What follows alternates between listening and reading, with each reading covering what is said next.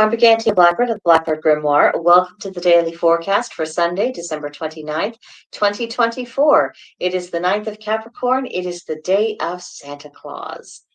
And it is also Ancestor Night.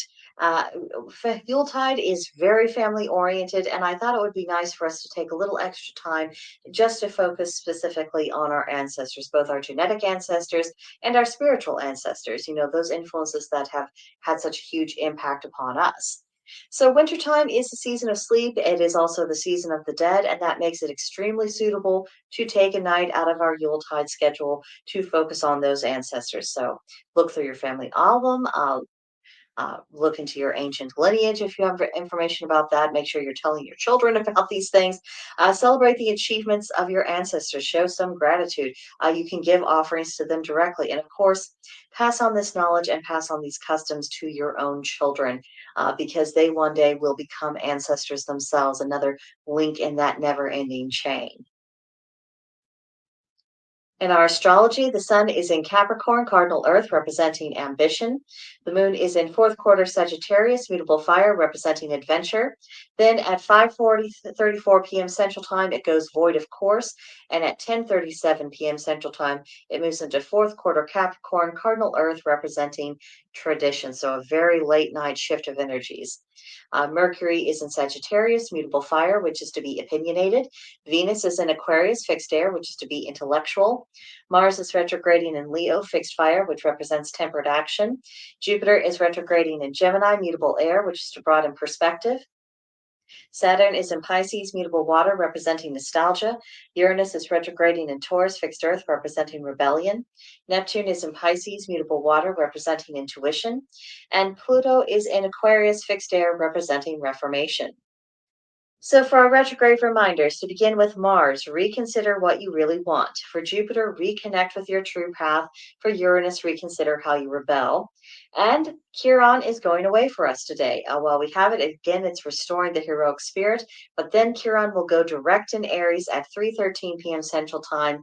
And hopefully you have sufficiently bolstered your courage for the months ahead until the next time Chiron goes into retrograde.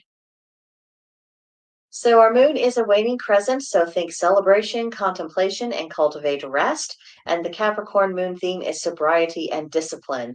So we are having kind of interesting mixture of energies right here. Now we have our solar Capricorn, which is about goals and how one might accomplish them. And then the Capricorn moon that we get later tonight is going to be equally focused on those tasks. So it is time for us to get serious about resolution, oaths, everything we want to achieve in 2025. We really need to start making those final decisions about what we're going to be doing now. Then our tarot for today is the Queen of Candles. In this deck, queens represent expressiveness, experience, thoughtfulness, and being sustaining. The suit of candles relates to the suit of wands and the element of fire. And the keywords of the card are self-assured, passionate, driven. Queen of Candles is just this furnace of creative energy. We see our queen right here. She's sitting before the final fire, but she's not being idle. She's got her knitting. I relate to that so much. I am a Leo. Fire energy is very present within my being. And if we're sitting on the sofa, if we're listening to the news or watching a podcast, or watching a movie or whatever else, I've got my knitting, I've got my embroidery, I've got, something to occupy my fingers. I cannot do the whole idle thing. And so the Queen of Candles is energy that I very strongly relate to because it's all about what are we doing next? What are we getting going on? And considering both our solar and our lunar Capricorn energies that are coming on pretty strong, this feels very much in line with that, is that it's time to start getting up and getting going. Even though getting up and getting going, during winter is a little bit different than the spring or the summer or even autumn. But it's about let's start collecting ourselves. Let's start refocusing upon what needs to be done. You can feel the energy of Yuletide starting to slip away from us here as we slide back into, well, normalcy, really. Then today's Celtic Triad reads, three things between which there is a great difference: what is praised and what is forgiven and what is suffered and what is not punished. So we have first what's praised and what's forgiven. Virtue is praiseworthy. Virtue stands on its own merits. And then, what's forgiven. I mean, these are mistakes, and they can be overlooked at least to a certain extent when the person making the mistakes, including ourselves, is at least seeking and trying to do better in the future. Then the things forgiven, these are matters that can actually be resolved, at least to some satisfactory level. And then you have ongoing issues that you're just putting up with, and it can fester like an infected wound. And that can create future problems because, after all, there's no resolution there. It's just what's being suffered. And then we have tolerating a nuisance, which is one thing. Periodically, that nuisance may be rebuked or at least its influence curtailed in some fashion. But if you have persistent, unpunished wrongdoing, that is something that can potentially unravel an entire society.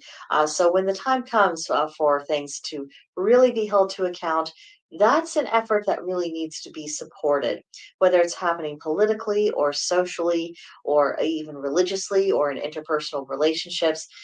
Without boundaries, you are going to find yourself very much the victim of conquest in some meaning of the term. So it is important to hold one's own, maintain standards, and just not let people get away with everything because that is actually really, really destructive. It's more destructive than the potential fallout of saying, "Hey, look, this X, Y, and Z is just not okay." It's better to face the aggravations and inconveniences and perhaps not so wonderful consequences of that than it is to just let a situation continue to deteriorate. Then for today's correspondences, they're on the theme of wisdom. The color is gold, the plant is hyacinth, the animal is hawk, and the crystal is tiger's eye. Gaining wisdom is a lot like planting seeds. It takes time for it to grow and blossom. So if you are pursuing wisdom and you're feeling a little bit frustrated, just why am I not progressing? Why am I not getting certain things? Well, you have to remember it's taking a season of growth, and it's going to take many seasons of growth over many chapters of your life for you to get where you ultimately hope to go. So be patient. Recognize the process is real. Then today's hearth-keeping hint is about scent. Scent plays a crucial role in whether our home is warm and comforting or whether it is absolutely unappealing. At least when you walk into your own home, at least want the scent to be neutral. Preferably something nice like this lovely simmer pot that we have in the picture. But at the very least, you don't want it to be bad. So definitely make use of simmer pots, crock pots, anything that can be humming along at a low temperature. You can put seasonal ingredients to add to the festive atmosphere, get the little last bit goodness out of Yuletide. You can really use that to your advantage to instantly create a cozy environment.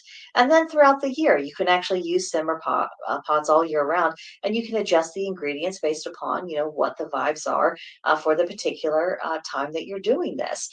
For instance, come January, I really like the refreshing scent of mint. I really like mint in general, but in January, I like just kind of that icy, refreshing mint smell to my senses. It's like that sharpness of the January wind. It just kind of brings everything into clear focus. It feels in harmony. So whatever that is for you, and not only in January but in the coming months, remember this idea of having simmer pots to put an infusion of something into the air to make sure that your home is having the atmosphere that you want it to have. Then in our practices, honor your ancestors today. Perhaps you'll greet the dawn or at least say hello to the sun. Hopefully, you are seeing the sun today. Our archetype for the day is Old Man Winter. What wisdom of this idea do you want to carry forward with you? And then for a meditation theme, you might think about what would it be to become the light, and you can take that theme any direction you want to. And then if you have quartz crystal, you might carry or wear it today. So, Creative Corner today is about the winter garden, which is, of course, about structure, texture, and having enough natural beauty to help keep a person going until spring.